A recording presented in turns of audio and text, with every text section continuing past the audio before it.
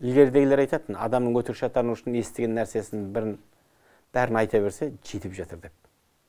Қазір естімек түгілі көрген нәрсеге сенудің өзі қауіпті ағайын. Фотошоп дейтін нәрсе бар, видеомонтаж дейтін нәрсе бар. Осыларды айтпаған күннің өзінде әр нәрсенің астары бар. Әне бір қиссаны еске түсіріп көрейікші, тағы бір патша болады.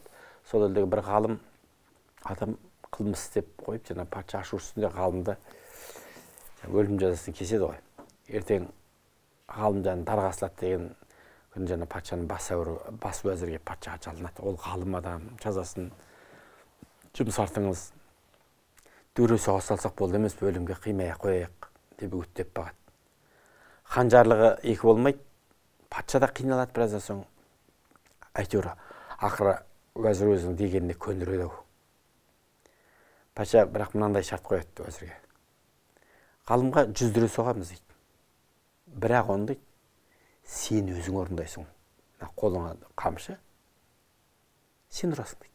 Уәзір келіседі. Ертеңінде дүйім жұрттың алдында уәзір жаңа ғалымды өлімші етіп тұрып 100 дүре соғады. Жиналған қауым уәзірді қарға айтылағын ете отырады. Қолың сұңғыран omнау деп. Өйткені олар көріп тұрған нәрсемен баға береді. Міне осы секілді естіген көрген нәрсенің жалғанда қойсалдына, оның артында не сыр бар екенін барлық кезде біз біле бермейміз ғой. Мұндайда Абай айтады, аспаса ақыл қайраттан, тереңге бармас үстірттер дейді. Терең нәрсеге бойламайды, үстірт қарайды. Не вникает, былайша айтқанда.